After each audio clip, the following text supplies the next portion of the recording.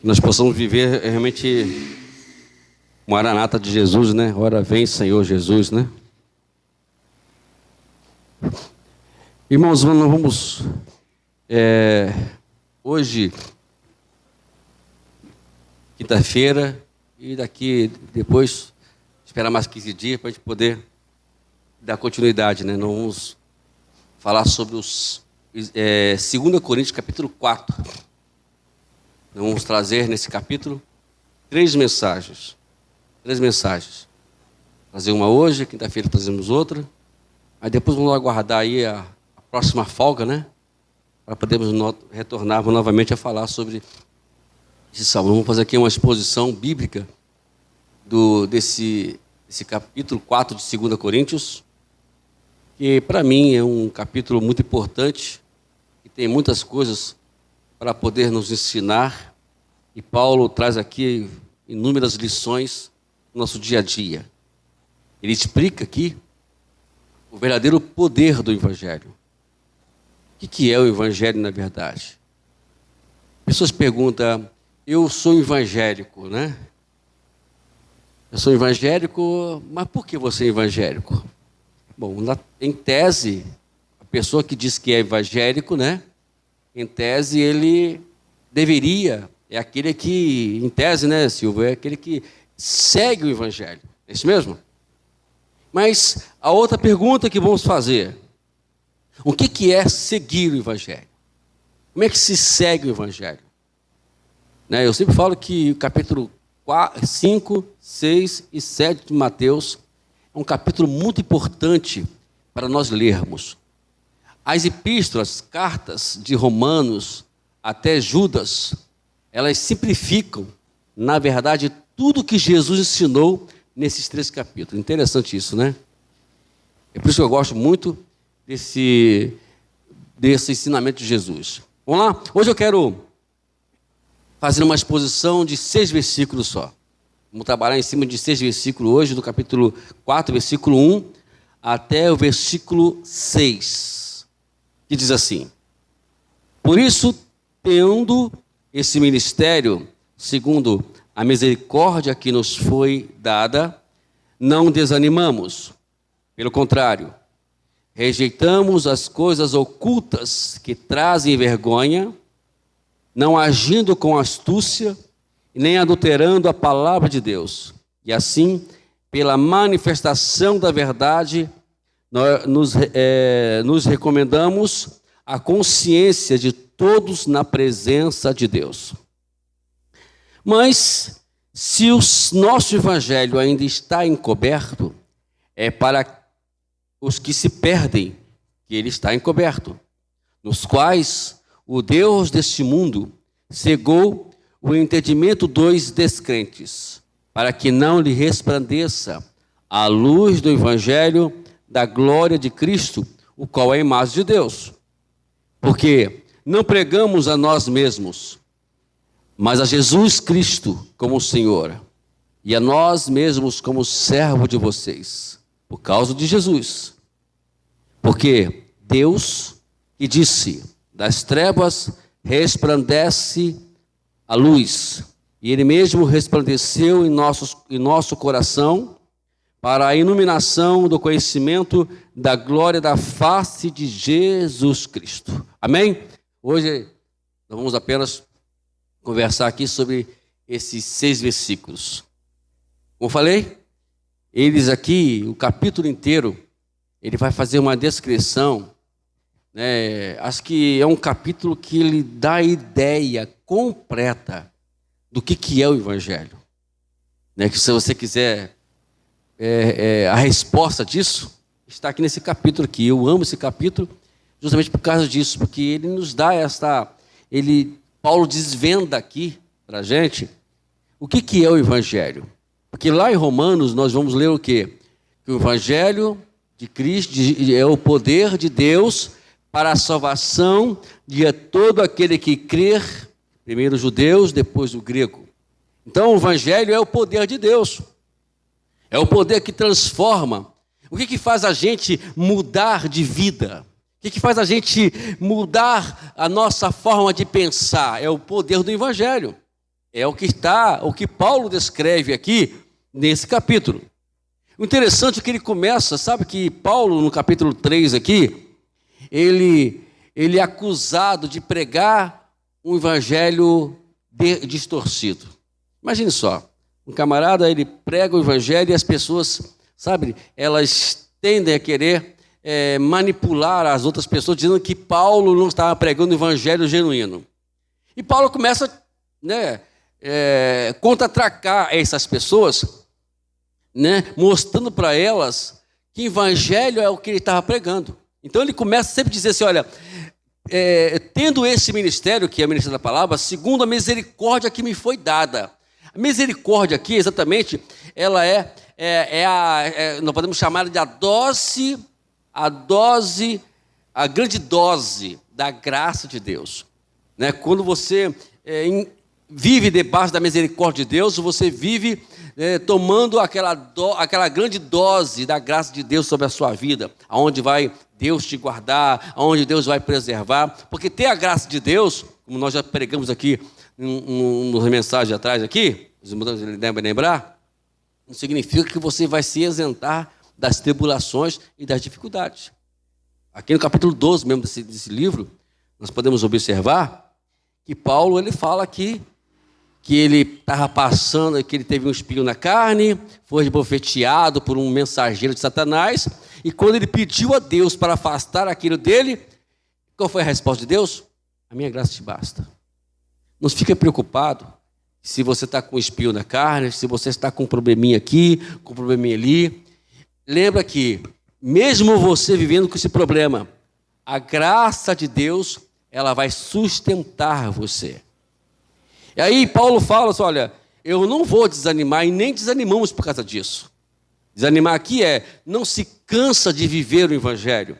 Não vamos desesperar quando as dificuldades virem sobre nós, quando alguém talvez nos acusar, ou quando alguém nos afrontar, não devemos nunca desesperar, porque a misericórdia de Deus, que é a grande dose da graça de Deus sobre a nossa vida, vai nos proteger, vai nos guardar de tudo isso. Mesmo porque estarmos aqui hoje, ou estarmos na presença de Deus, já significa tudo isso, Significa isso. Tem uma nota aqui que fala que Bonhoeffer, e quando ele escreveu a sua obra famosíssima, que é O Peregrino, é um livro que eu vou até mesmo verificar mais tarde para podermos ler. Ele fala tão bem desse livro que eu estou encantado com esse livro. Ele relata, olha só, o que ele relata no livro, que anotamos aqui. Ele relata que como o gigante chamado desespero ficava tão desesperado, em manhãs de sol, que por algum tempo perdia o uso das ambas as mãos. Na experiência aqui do apóstolo Paulo, ele entrando em linha com isso, havia uma grande luz a qual resplandecia sobre Paulo. Porque o evangelho, na verdade, vai desvendar tudo aquilo que outrora nós achávamos que era normal, que achávamos que era legal. E a glória de Deus, na verdade, ela vai desvendar isso para a gente. Porque hoje eu enxergo melhor. Por exemplo, eu sempre falo que quando eu estava no mundo, ou como estávamos lá vivendo no mundo, nós pensávamos de forma completamente oposta a tudo, Pensávamos diferente, eu tinha uma mente diferente. E quando nós começamos a descobrir o Evangelho, começamos a ler referente ao Evangelho, a gente vai descobrir algo diferente. Que a vida, aquilo não vale a pena você mais viver aquela vida como você vivia anteriormente. Não vale mais a pena você falar o que você falava, pensar o que você pensava. Porque aquilo, na verdade, não trouxe de hipótese alguma solução para a sua vida. Não é isso mesmo que nós pensávamos? Eu assim pensava, o que trouxe para a minha vida? Não acrescentou em nada. Aí você começa a olhar para o Evangelho, começa a ver outra coisa diferente no Evangelho. E você vai enxergar que aquilo que parecia ser grande para a gente, o Evangelho vai fazer que a gente enxerga aquilo de uma maneira completamente pequena.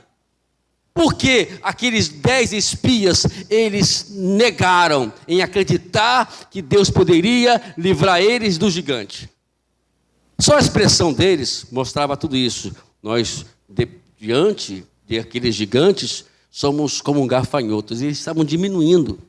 E esqueceram de vários fatores. Quando Deus chega para a gente, o Evangelho revela isso para a gente, né? O Evangelho vai revelar para a gente o poder dele.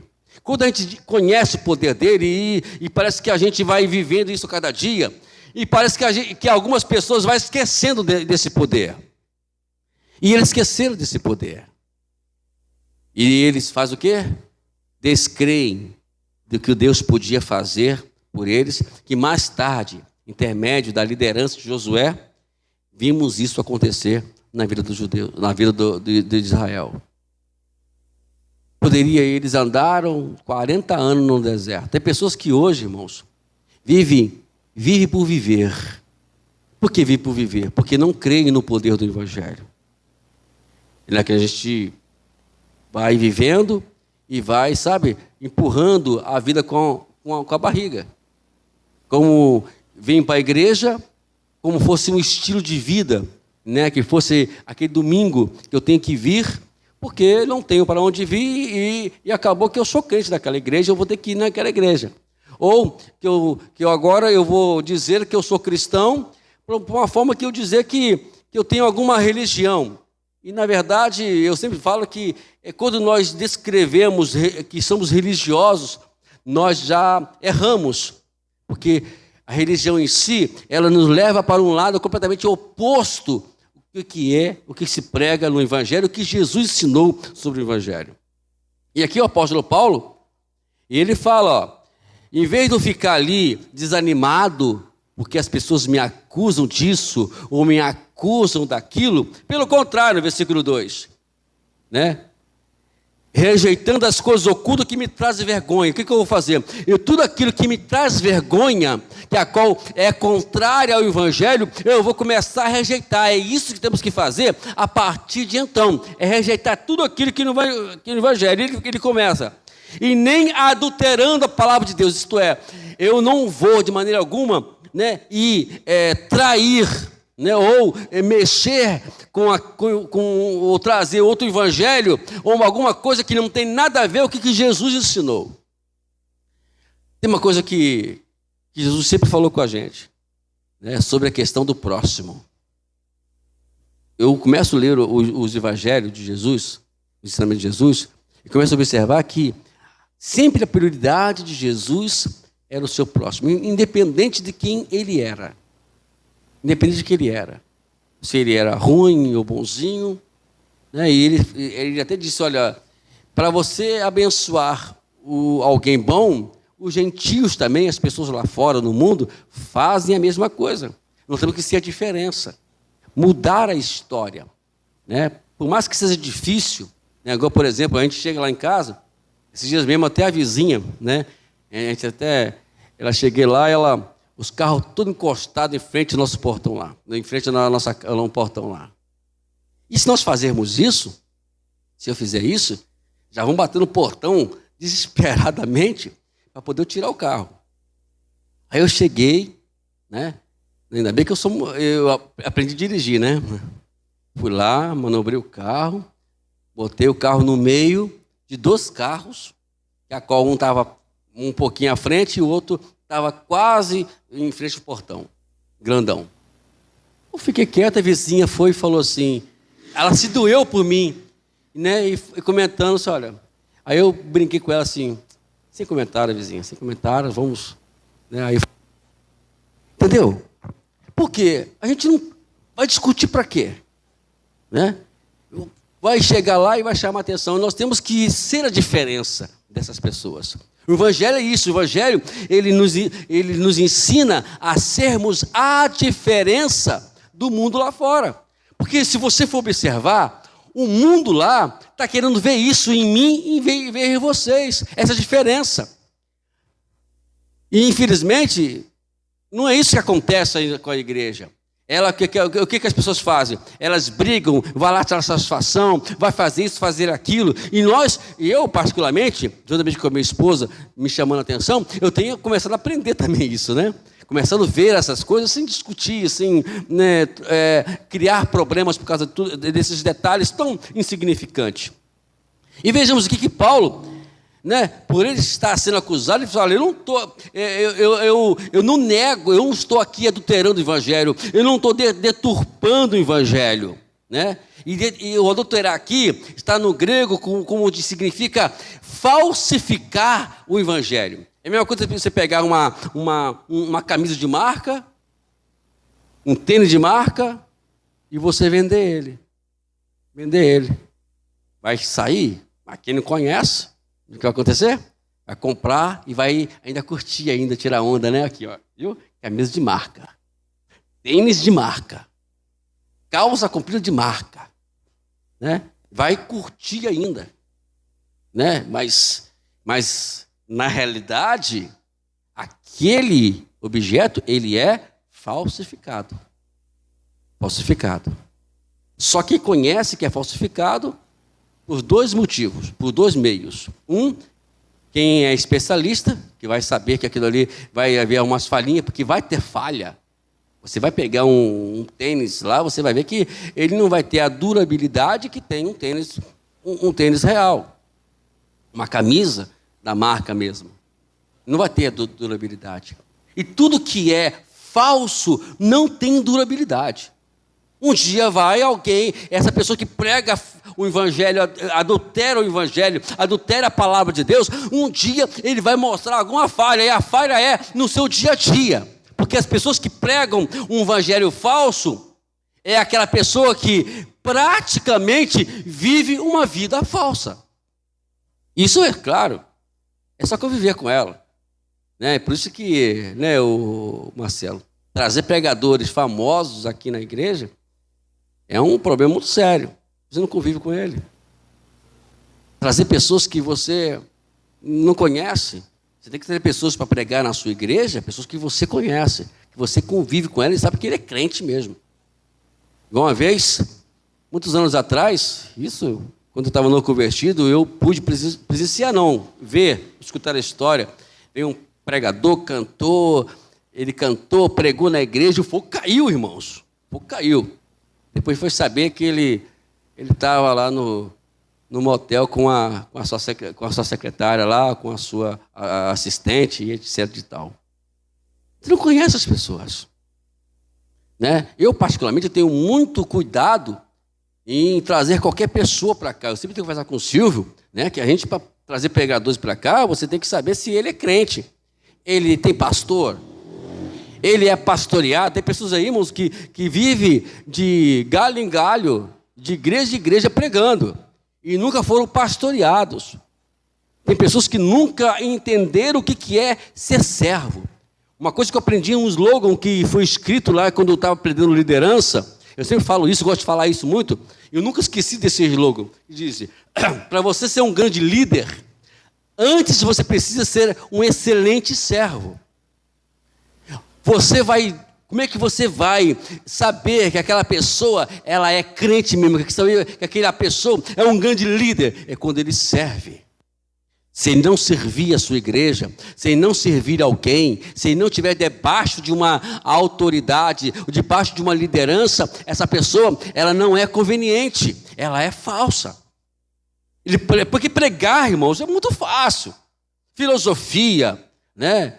Filosofia e outras coisas mais, é fácil você falar, fazer as pessoas pensarem. Tem pessoas que pregam de uma tal forma que chama a atenção das pessoas, e até mesmo tem pessoas que acham que aquilo ali é tudo verdadeiro, mas é tudo falsificado. Por quê? Porque não tem vida, não vive. Então as pessoas que acusavam Paulo aqui eram justamente essas pessoas, que viviam a falsidade. Mas sabe como é que é? Quando você prega a verdade, ou quando você vive a verdade, você vai incomodar sempre alguém. Essa é uma realidade que aprendemos aqui. Então Paulo aqui, estava mostrando que o que ele anunciava aqui era Cristo. Então, agora, olha o que ele diz aqui no finalzinho do versículo. Ó. E assim, pela manifestação da verdade,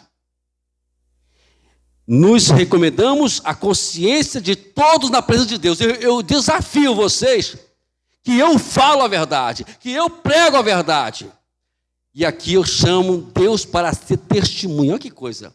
Se chamar Deus para testemunhar do que você prega, não é uma coisa muito simples. Muito simples. E aí, ele começa assim, olha, o nosso, mas se o nosso evangelho ainda está encoberto, é para que se perdem que ele está encoberto. Ele não está encoberto por isso, por aquilo. Ele está encoberto porque alguém não quer entender o evangelho. Ou quer entender de outra forma. Eu falei, tem ali as filosofias que são pregadas nas igrejas. O legalismo que é pregado na igreja. O que é o legalismo? É quando as pessoas saem e começam a colocar coisas que a qual o evangelho ou não está no evangelho. Quer ver uma coisa? A roupa. Aonde está na Bíblia que você tem que usar a roupa assim ou a roupa assado? Alguém um dia fez assim, que a Bíblia fala, né, em Deuteronômio agora, que me fala a memória, fala que tem as roupas do homem e a roupa da mulher. Aí eles usam essa passagem, que agora eu não me lembro onde está escrito. Ah, tá vendo lá? A Bíblia fala, o homem não pode usar a roupa da mulher e nem a mulher usar a roupa do homem. Bom, agora a pergunta é, naquele tempo, alguém procurou saber como é que era a roupagem das pessoas? Né? Por exemplo, uma calça comprida feminina. Imagine agora, né? A gente usar calça feminina. Que coisa ridícula. Aquele negocinho, né? Aquela coisa apertadinha. Irmãos, não tem nada contra isso não, entendeu? Eu até tenho umas calças lá que é meio apertadinha, mas eu não tenho nada contra. Mas, gente, tem pessoas exagerando. Esses dias mesmo eu estava vendo uma foto de uma pessoa que vende, né, roupas. Rapaz, tudo apertadinho. Negócio, a calça era estilo da sua canela. Gente, não é que sejam contra, mas isso, na verdade, pessoas querem, sabe, generalizar as coisas. Né? Ah, não pode cortar cabelo. Quem disse para você que a Bíblia... Aí está lá em Coríntios, Paulo falou que não pode cortar cabelo. Não, mas porque as pessoas não leem o contexto. Ah, não pode usar pintura porque aí usam e falam que é espírito de Jezabel. Gente, onde na Bíblia diz que Jezabel tinha que ser, e isso é espírito de Jezabel? Então a gente começa, sabe, irmãos, a ver coisas, né, e criar coisas dentro da igreja que não tem nada a ver com a Escritura. Pergunte isso. Por exemplo, alguém chega para mim e fala assim, um dia perguntou para mim, assim, um irmão querendo me pegar. Olha só, irmãos. Não é só existem fariseus ainda hoje, né? Nossos dias. Eu disse, pastor, você é pecado batizar alguém que não é casado judicialmente? É pecado?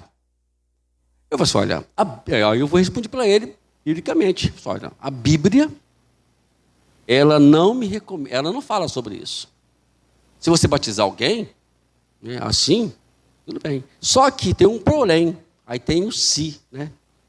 Tem um porém. Olha, se você batizar, você abrir esse precedente, o que vai acontecer?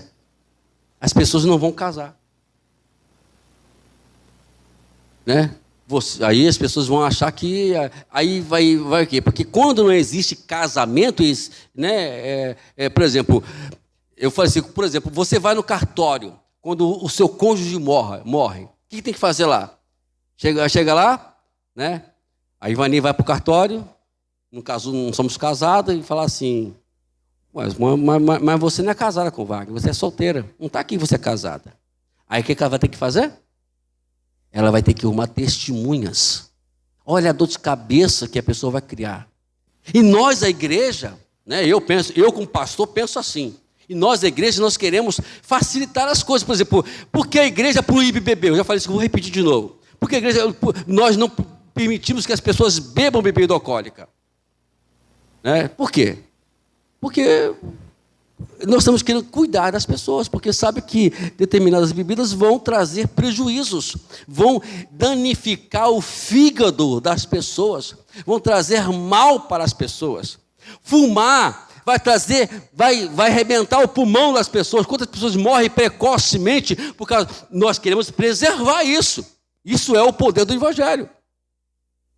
Mas aí as coisas ficam encobertas justamente por causa disso. Aí criam ali, sabe, aquelas palavras bonitas, filosóficas, que quer, de alguma forma, manipular o auditório.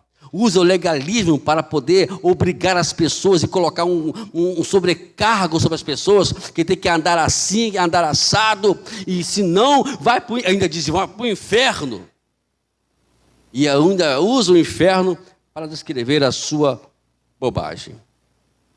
E aqui nós podemos entender que Paulo, ele está falando aqui, aí ele responde, por causa desse negócio de encoberto aqui, ele vai falar por que acontece tudo isso. Versículo 4, o que ele fala?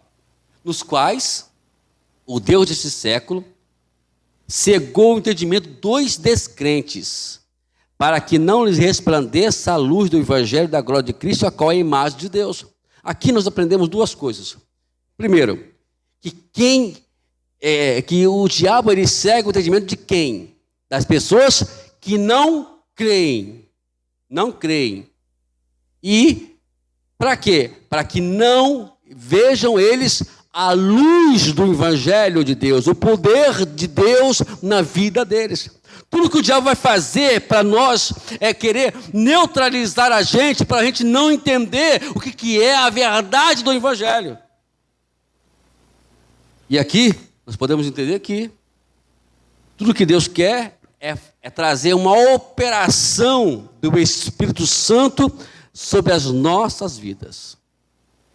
Porque o Espírito Santo está operando. Quer ver uma coisa, amados? Amar é fácil. Sim ou não? Amar é fácil? Principalmente o inimigo ainda é fácil, irmãos? Nós sabemos que não é fácil. Ter fé, ser fiel é fácil a Deus? Amém, eu creio que não é fácil não. E aí a gente vai lá buscar os dons espirituais, o fruto do Espírito. Você vê que todos os nove ali, é impossível sem a presença do Espírito Santo na nossa vida. É impossível. Nenhum de nós vai conseguir alcançar todos eles. Quer ver? Vamos lá dar uma olhadinha rapidinho aqui, irmão, em Gálatas 5, 23. 22, 23, né? Olha aqui que diz aqui, em Gálatas 5, versículo 22. Olha qual é o fruto do Espírito. É impossível sem ele. Porque se você não entender, se você não tiver debaixo da operação do Espírito Santo, será impossível. Primeiramente, está aqui, amor, alegria. O que é alegria aqui? Ela não quer dizer que essa alegria aqui é viver o gozo, uma satisfação de viver. É você não perder a alegria de viver, mesmo nas dificuldades, mesmo nas adversidades. Ele fala mais aqui, paz, você ter sobriedade, tranquilidade para lidar com as diversidades. Aí ele continua, longanimidade, benignidade, bondade, fidelidade, mansidão. Agora vem o pior, domínio próprio. Quem consegue dominar os seus impulsos? É impossível. Nós somos muito impulsivos, no modo geral. Mas aí que entra, irmãos, a operação do Espírito Santo. Ao contrário disso, num contexto aqui, temos a operação de Satanás. Olha o que ele diz aqui, o versículo 19, que são as obras de Satanás: imoralidade sexual, impureza, libertinagem, idolatria, feitiçarias, inimizade, rixas, ciúmes, iras, discórdia, divisões, facções, invejas, bebedeiras, orgias, tudo isso aqui é operação de Satanás na vida das pessoas. Eu só posso combater tudo isso aqui se o Espírito Santo operar na nossa vida. Então Paulo, de um modo geral, ele está pregando justamente isso para a gente. Ele está mostrando para a gente que o Deus desse século, ele está operando na vida das pessoas para fazer elas se dirigirem para o mal. E tudo isso que nós vemos aqui, que são operação de Satanás, que é a obra da carne, ela vai sempre nos levar, sabe para onde? Para poder nos prejudicar. Agora, ao contrário da operação do Espírito Santo, que é o fruto do Espírito, vai nos levar para nos beneficiar e para vivermos livres para adorar ao Senhor.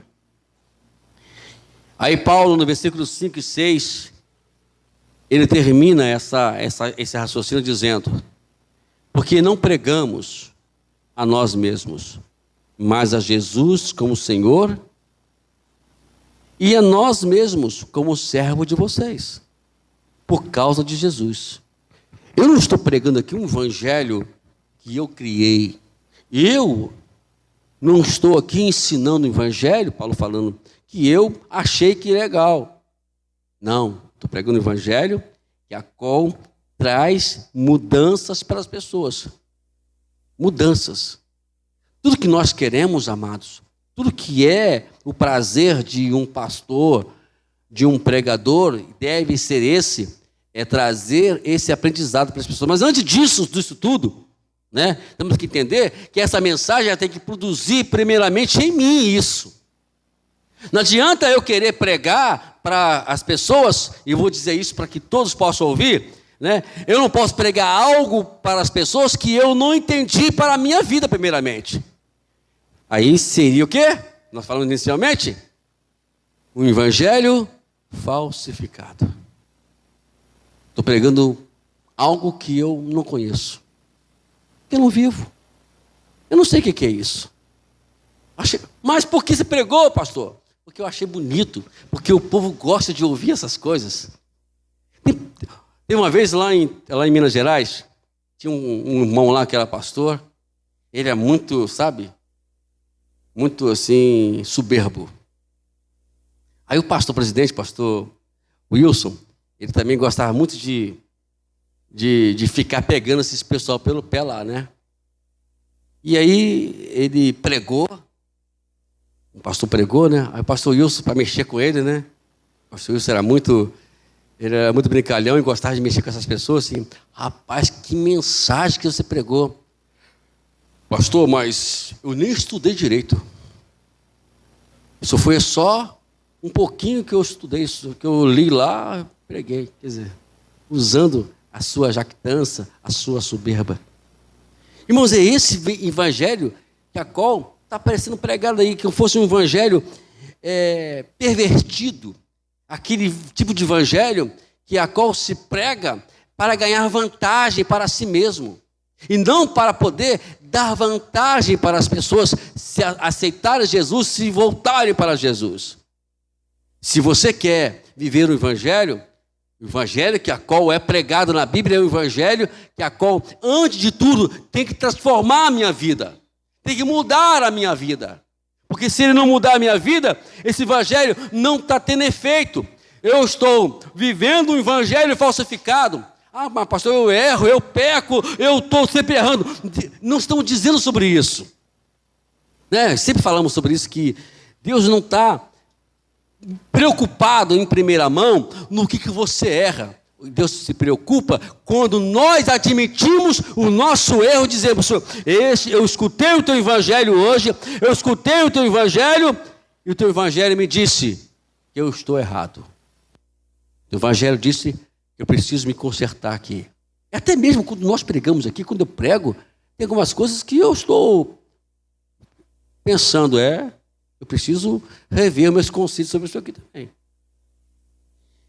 E aí vemos que ele dá aqui, falando aqui, porque Deus disse, das trevas resplandece a luz. E ele mesmo resplandeceu em nosso coração para a iluminação do conhecimento da glória de Deus na face de Jesus Cristo. Por que o Evangelho é boas novas? Esse é o significado do Evangelho. Porque ele traz essas boas coisas para nós. Porque ele reflete a glória de Deus para nós. O que é a imagem de Deus? A imagem de Deus é exatamente viver dentro daquele padrão que Deus estabeleceu de sentimentos, de pensamentos e de vontade. Todos nós temos isso, todos nós sentimos, todos nós pensamos, todos nós temos vontade, e todos esses sentimentos, todos esses pensamentos que a qual pensamos, toda a vontade, ela tem que estar diante da imagem de Deus. É por isso que Jesus, ele é o primogênito de toda a imagem de Deus. É aquilo que nós falamos lá, né, Luciano, na segunda-feira passada, que Jesus Cristo, ele é o Adão que temos que seguir como exemplo. O segundo Adão. O primeiro Adão foi criado à imagem e à semelhança de Deus. Não é isso mesmo? O que aconteceu com esse Adão? Ele quebrou a semelhança. Porque a imagem quer dizer, é você pensar como Deus, é você ter a mesma vontade de Deus, é você ter as mesmas emoções de Deus. Isso foi danificado. A semelhança é colocar tudo isso na sua forma prática, no nosso dia a dia. E isso o homem perdeu quando pecou. Aí Jesus, ele veio para nos dar novamente a oportunidade para podermos viver aquilo a qual tínhamos que viver em intermédio de Adão. Esquece Adão. Adão não é mais a nossa referência. Nem pode ser. Agora a nossa referência é Jesus Cristo. Ele disse, eu sou caminho, eu sou verdade, eu sou vida. Ninguém vem ao Pai, ninguém vai lá, se não for por mim. Só existe um caminho para ir até Deus. É um ditado que fala que todos os caminhos levam a Deus, né? Eu sempre ouço essa bobagem, essa mentira que Satanás bota aí, porque aí fala que todas as religiões vão levar até Deus. Mentira. Religião nenhuma vai levar ninguém a Deus. Quem nos leva a Deus é Jesus Cristo.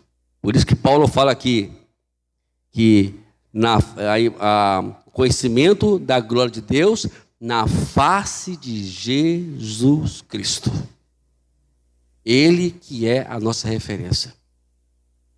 O apóstolo Pedro, ele disse lá na sua primeira carta, né? Primeira carta de Pedro, capítulo 2, versículo 21.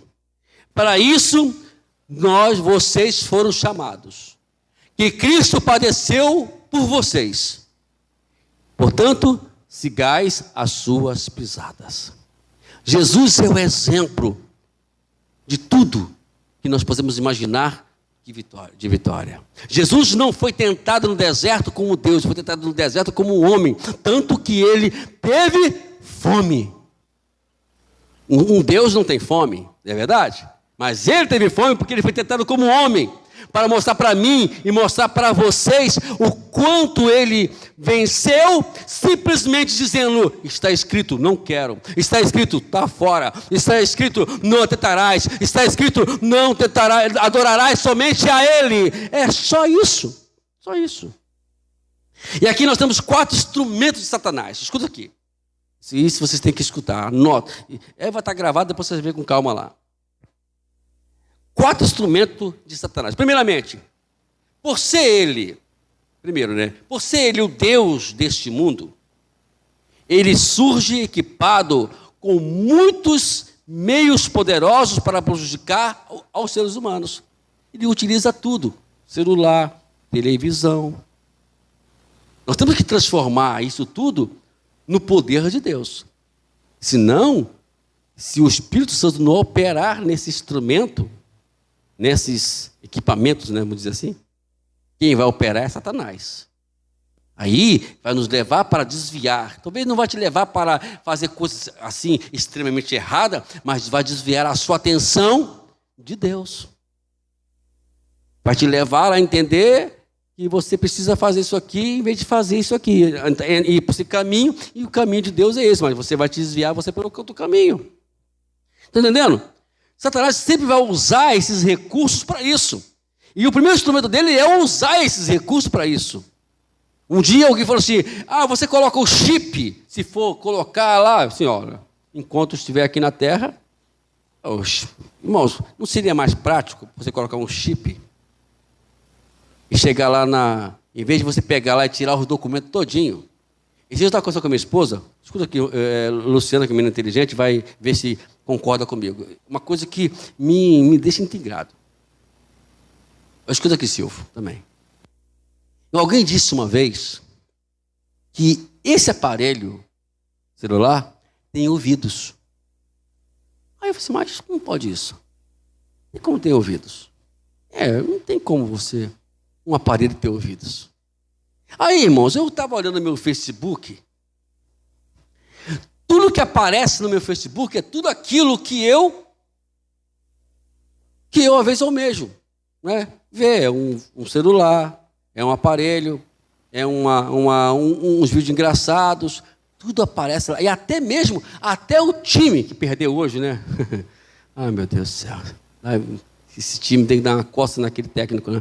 Aí, até o meu time, né? Parece lá. Eu falei, mas peraí, mas quem disse para eu o celular? Esses dias eu estava olhando aí você vai lá não tem no Facebook, né, o negócio do Mercado Livre, que parece lá? Até as coisas, até livros, parece como opção para poder chamar a nossa atenção. Você compra isso aqui. Aí eu falei assim, mas será que esse negócio é verdade mesmo? Será que esse negócio tem ouvido mesmo? Misericórdia. Que o sangue de Jesus tem poder. Parece uma coisa realidade. Silvio, não parece carro lá no seu Facebook, não? Parece carro no seu Facebook lá? Parece carro lá no seu Facebook? Porque parece que é aquilo que você mais almeja, o que você quer comprar, aparece lá. Então a gente tira uma ideia que esses aparelhos aqui, quando são operados pelo maligno, ela pode muito bem nos desvirtuar. Por isso temos que tomar cuidado quando você vai utilizar uma televisão, quando você vai utilizar um celular, ou um tablet, ou o que seja que for, um notebook, um computador. Tomar muito cuidado, porque o diabo pode muito bem utilizar isso para nos tirar da presença de Deus. Não precisa muita coisa, não precisa ele levar para o homicídio, não precisa levar ele para o adultério, não precisa levar você para o roubo, é apenas o simples você desviar a sua atenção de Deus, como diz aqui, está encoberto com o Evangelho, encobertar o Evangelho na sua mente, no seu coração, já é o bastante para ele.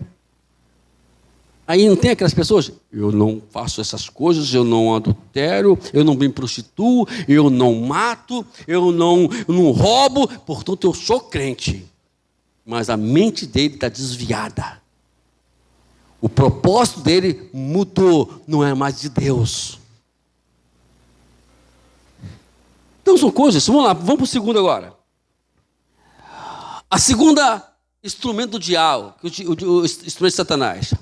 Ele descobre meios para contrabalancear a beleza de Cristo conforme essa é vista no espelho espiritual. Ele muda a imagem, usando inclusive a religião, para mudar a semelhança de Cristo, a imagem. O que o espelho pode transmitir? Eu só vou ver quem é realmente eu, como? No espelho. Pois se alguém cortar meu cabelo, eu só vou saber se ficou legal como? Se eu olhar para o espelho. Então, justamente isso, ele quer mudar a sua forma de você ver, até mesmo você. Ele não quer que você se resplandeça, não quer que você resplandeça a glória de Cristo. Então ele vai mudar o quadro. Ele vai criar meios para contrabalancear tudo isso, para você não transmitir isso como uma imagem de Cristo lá fora. Toma cuidado, esse é um instrumento muito muito severo de Satanás. Vamos para o terceiro. Ele é capaz de utilizar-se da concupiscência, isto é, dos prazeres da carne e dos desejos dos olhos, do orgulho da vida, com o intuito de destruir as almas humanas e pôr obstáculo à espiritualidade dos crentes. E vai utilizar os prazeres. O que você olha? Não é só olhar forma de pecado, de sensualidade, não. O olhar de ver aquele celular, eu quero comprar ele. Aquela roupa, né? Essas mulheres ainda têm esse negócio, tem que tomar cuidado com isso. Aí vai lá, olha para a roupa, é aquela ali. 10 mil reais. Quantas vezes? Em 10 vezes de R$1.000. Então vamos lá, vamos parcelar esse negócio. Entendeu? Ele vai utilizando, sabe, os prazeres da carne, naquilo que a gente dá lugar. E vai usando, né, os desejos dos olhos, daquilo que vai se levar para a cobiça. E também a soberba, dizer que você é o tal. E isso vai o quê? Só nos minando, só nos sugando. Aí João diz o seguinte na sua primeira carta, capítulo 2 de João, na sua primeira carta de João, do capítulo 2, versículo 16. Porque tudo que há no mundo, olha só, tudo que há no mundo, o desejo da carne, o desejo dos olhos, a soberba da vida, não procede do Pai, mas procede do mundo. Tudo procede dele lá, tudo do mundo. Toma muito cuidado. Tudo o que eu falei aqui inicialmente é um instrumento de Satanás nos impedir. E ele impede muito. E a última, a quarta, ele impede os homens a sacrificarem impede os homens a sacrificarem a sua própria vida por causa de Cristo. Tem algumas vantagens temporárias. Hoje eu não vou na igreja para eu poder ir lá fazer aquele passeio tão esperado. Poderia fazer outro dia, mas tem que ser no dia de culto. Larga tudo, né? Sacrificar para a obra de Cristo. Às vezes pega ali, em vez de você ofertar a Deus, para ajudar a obra de Deus, para comprar algo, para poder benefício para a casa dele, gasta o dinheiro que Deus te deu, Deus te abençoou, para poder fazer outras coisas que não tem nada a ver com o Evangelho. São coisas que o diabo vai usar. Ele vai tentar de todas as formas impedir isso. Ele não quer que isso aqui cresça. Ele não quer que eu me desenvolva a minha fé. Porque tudo depende, para ofertar, para dizimar, tudo depende de fé. Mas para isso, ele vai inventar todos os meios possíveis para você não fazer nada disso e nem estar vindo na igreja. Principalmente aquele sacrifício de parar, pelo menos alguns minutos, vamos dizer assim, para poder fazer um devocional para Deus. Fazer um devocional para Ele. Quantas vezes você consegue fazer isso? Parar para ler a Bíblia? Parar para estudar a palavra de Deus? Parar para ouvir Deus falar contigo? Ou depositar alguns minutos, ou seja 5, 6 ou 10 minutos de oração para conversar com Deus? E nessa conversa, sabe que diálogo? Oração é diálogo, né? E diálogo quer dizer o quê? Você fala, depois a outra pessoa fala. Você tem que aprender a ouvir a voz de Deus. E Deus sempre tem o propósito de falar conosco. Então hoje, nessa primeira parte dessa exposição sobre 2 Coríntios capítulo 4, nós falamos sobre o poder do Evangelho. O poder a qual nos faz ver a vida de outra maneira, a qual nós não aprendemos, mas devemos, a partir de agora, aprender e a viver. Amém? Glória a Deus.